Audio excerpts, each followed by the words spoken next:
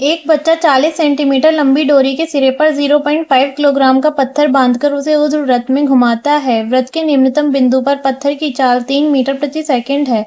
इस बिंदु पर डोरी में तनाव ज्ञात कीजिए।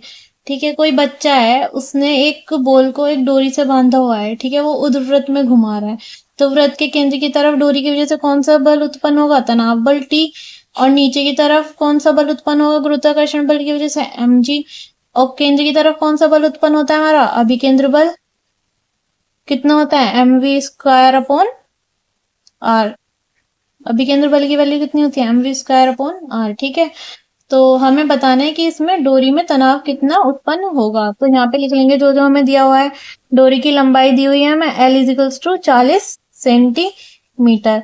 इसे मीटर में कन्वर्ट करेंगे तो क्या करेंगे? 100 से डिवाइड देंगे तो कितना हो जाएगा? 0.40 मीटर। उसके बाद पत्थर का द्रव्यमान कितना दिया हुआ है हमें? 0.5 किलोग्राम। ठीक है, और बताना है वृत्त के निम्नतम बिंदु पर पत्थर की चाल कितनी है? 3 मीटर प्रति सेकंड। तो वेलोसिटी दी हुई है 3 मीटर प्रति सेकंड। और हमें इस बिंदु पर डोरी में तनाव बताना है कितना होगा निम्नतम बिंदु पर इस जगह। ठीक है, तो इसके लिए नेट बल लिख लेंगे हम। कितना होगा? केंद्र की तरफ कौन सा बल लग रहा है? T। माइनस नीचे की तरफ कौन सा बल कार्य कर रहा है? mg इजिकल्स टू अभिकेंद्र बल कितना हो गया? mv²/r। ये हो गई हमारी इक्वेशन। यहाँ से T की वैल्यू निकाल लेंगे, कितनी हो जाएगी? T is equals to mg plus mv²/r, चाहे इसकी लंबाई लिख लो L। ठीक है, तो यहाँ से m हो गया कॉमन, तो कितना हो जाएगा? g plus v²/r। ठीक है, द्रव्यमान कितना दिया हुआ है हमें? 0.5।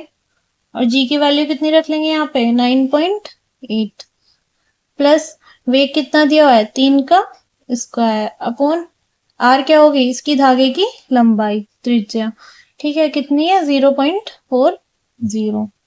इसे सॉल्व करके हमारे पास कितना आ जाएगा? तनाव बल आ जाएगा।